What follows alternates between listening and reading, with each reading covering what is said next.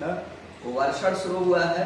वर्षण क्या है आपने पढ़ा, वर्षण क्या है, ये कल हो चुका है और वर्षण के रूप हो चुका है, फॉर्म्स ऑफ प्रेसिपिटेशन हो चुका है। और अब क्या है, अब पढ़ना था वर्षण के सिद्धांत।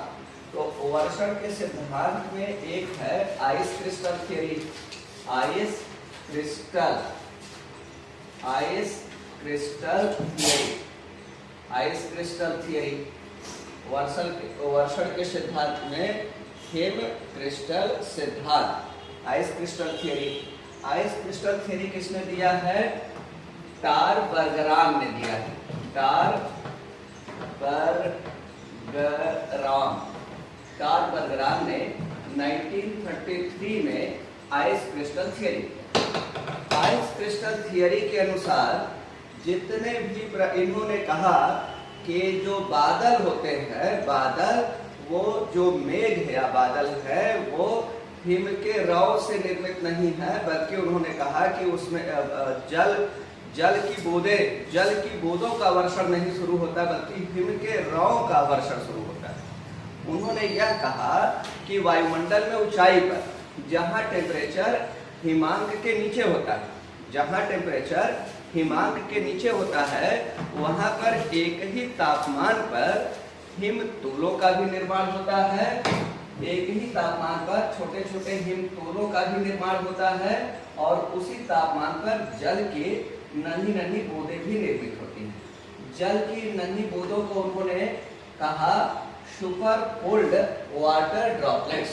सुपर कोल्ड वाटर ड्रॉपलेट्स कहा, अति शीतलित जल कण या मेघ कण, अति सुपर कोल्ड वाटर ड्रॉपलेट्स कहा। उन्होंने यह कहा बर्गराम ने, और त्रिवाथा ने भी इसका समर्थन किया। इन्होंने कहा कि अगर यदि 10 लाख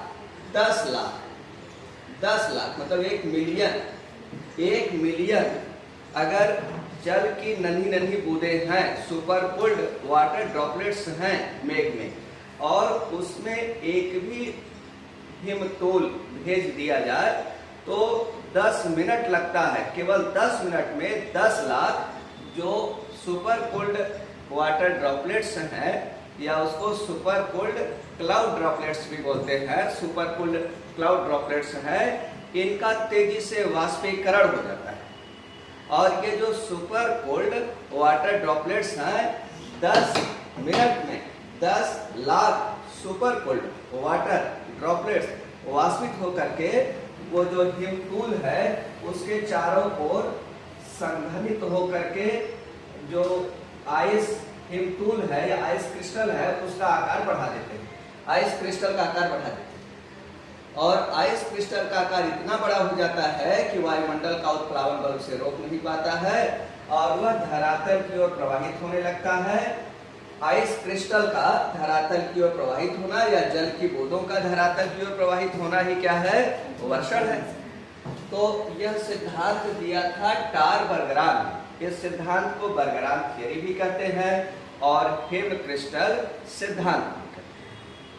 इन्होंने यह कहा कि जो जल की बूंदें और आइस क्रिस्टल होते हैं दोनों के वेपर प्रेशर में, वाष्प दाब में डिफरेंस होता है, एक ही तापमान पर एक ही दशा में। जो मेघ कण होते हैं, मेघ कण का मतलब कहेंगे क्लाउड ड्रॉपलेट्स, जो क्लाउड ड्रॉपलेट्स होते हैं इन पर वेपर प्रेशर ज्यादा होता है और जो आइस क्रिस्टल होते हैं इन पर वेपर प्रेशर कम होता है। इन्होंने कहा कि इसी वाष्प दाब के अंतर के कारण कई आंकड़े दिया कि जो जनरली क्या होता है कि अगर -10 डिग्री सेल्सियस पर, इन्होंने कहा कि -10 डिग्री सेल्सियस पर अगर बना है एक आइस क्रिस्टल और इसी टेम्परेचर पर बना है एक क्लाउड ड्रॉपलेट्स न मेघ कण, तो क्या होगा? दोनों के वाष्प दाब में जो मेघ कण है उसका वाष्प दाब ज्यादा होगा, 0.226 मिलीबार ज्यादा होगा। कितना मिलीबार ज्यादा है?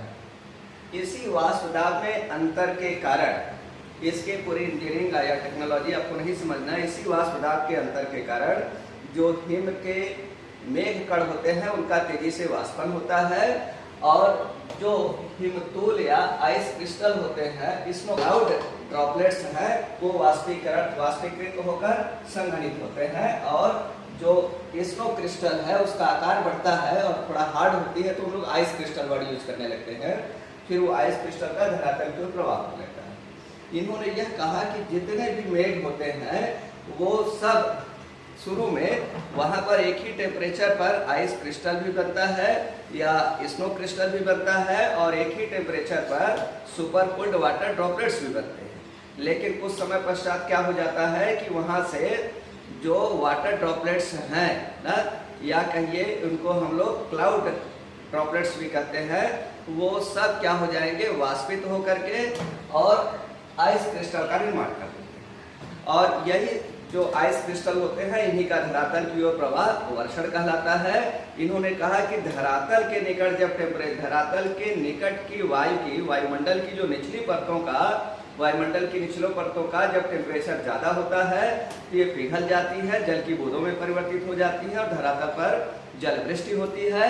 और जब वायुमंडल की निचली परतों का तापमान हिमांक के नीचे होता है तब ये पिघलती नहीं है और धरातल पर तब स्नोफॉल होता है। इस प्रकार इन्होंने रेनफॉल और स्नोफॉल को की व्याख्या न रेनफॉल और स्नोफॉल की व्याख्या कर दिया बर्गरान, ये बर्गरान, ठीक है, ये बर्गरान थियरी था। तो बर्गरान थियरी आज के वर्तमान समय की वर्षा करने वाले जितने भी सिद्धांत हैं, वर्तमान समय की वर्षा करने वाले जितने भी सिद्धांत हैं उनमें सर्वाधिक लोकप्रिय सिद्धांत क्या है, बर्गरान सिद्धांत है।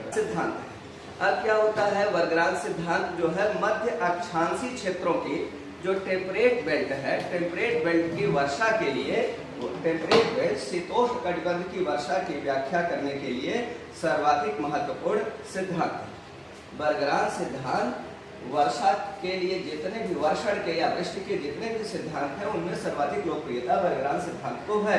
लेकिन कई जगहों पर क्या होता है कि इसकी आलोचना हुई है और माना जाता है मध्य अक्षांशीय वर्षा या मध्य अक्षांशीय वर्षण की टेम्परेट बेल्ट आप समझ रहे हैं 30 से लेकर 60 वाला, 30 डिग्री नॉर्थ से 60 डिग्री नॉर्थ और 30 डिग्री साउथ से 60 डिग्री साउथ का जो टेम्परेट बेल्ट है, यहाँ की इन क्षेत्रों की वर्षा की व्याख्या बर्गरान थियरी या आइस क्रिस्टल सिद्धांत द्वारा बहुत ही अच्छे ढंग से की जाती है। लेकिन ट्रॉपिकल बेल्ट में जो वर्षा होती है उसकी व्याख्या इस सिद्धांत द्वारा नहीं हो पाती। ठीक, अब इसके बाद हम लोग बात कर रहे हैं दूसरा एक थियरी है जिसको पेटरसन का सिद्धांत है। पेटरसन का सिद्धांत एक थियरी है, पेटरसन का सिद्धांत एक थियरी है पेटरसन का। पेटरसन का है direct capture theory, direct capture theory.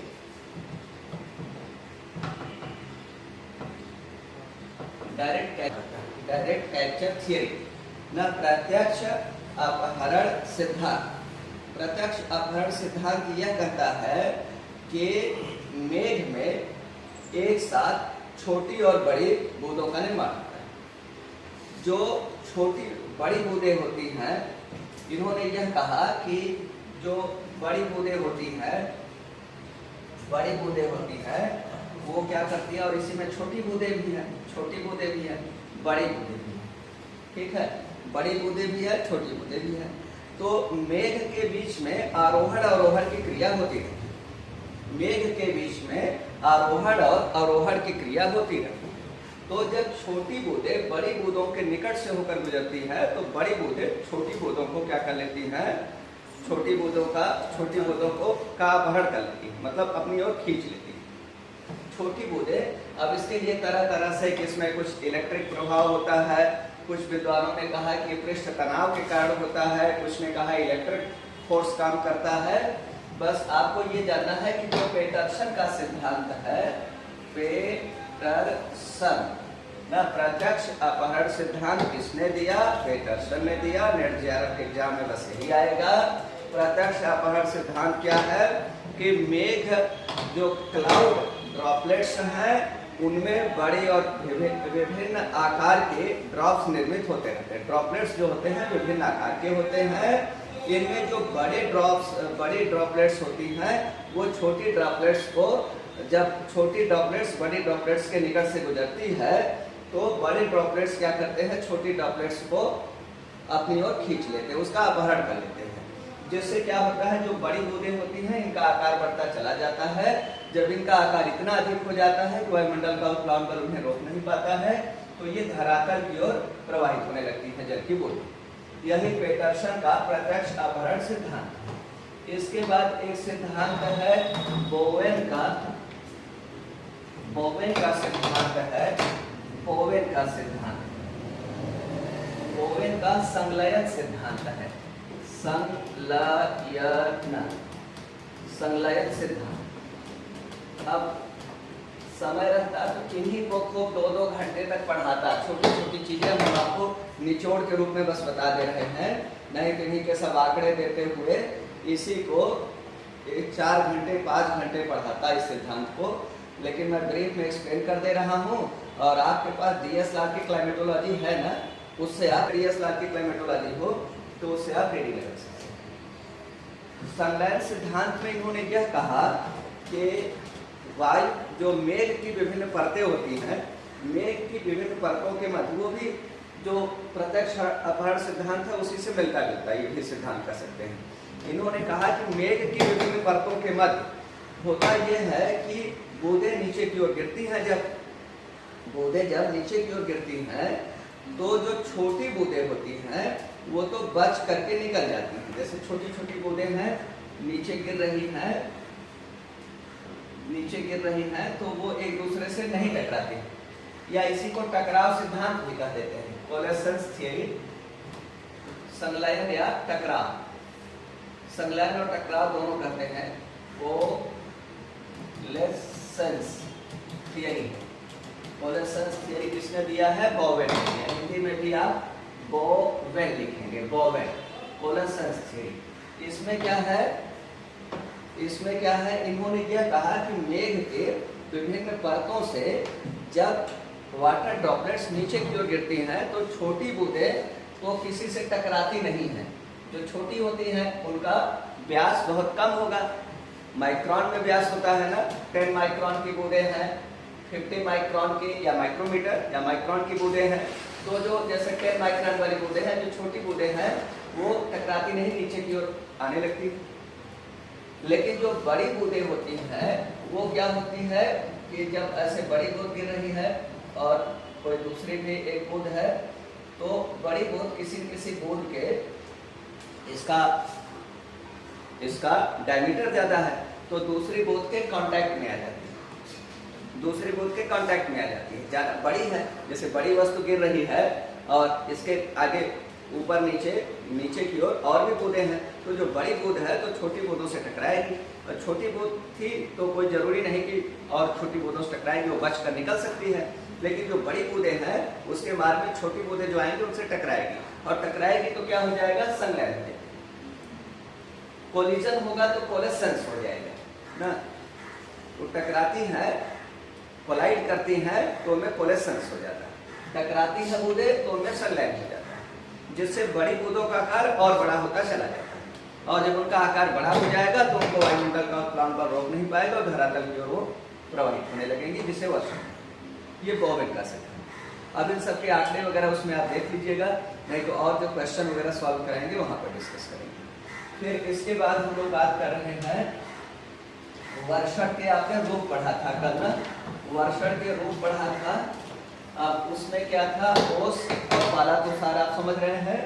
जल वृष्टि आपने पढ़ा था, जल वृष्टि रेनफॉल में क्या होता है, बूंदों का डायमीटर। पहले ड्रिजल था ना, फुहार क्या होता है, फुहार कैसा वर्षण है, फुहार वर्षण का द्रव वर्षण। फुहार में आप क्या लिखेंगे, फुहार द्रव वर्षण का एक प्रकार है। इसमें बूंदों का आकार सूक्ष्म होता है, सामान्यतः 0.5 मिलीमीटर से कम होता है।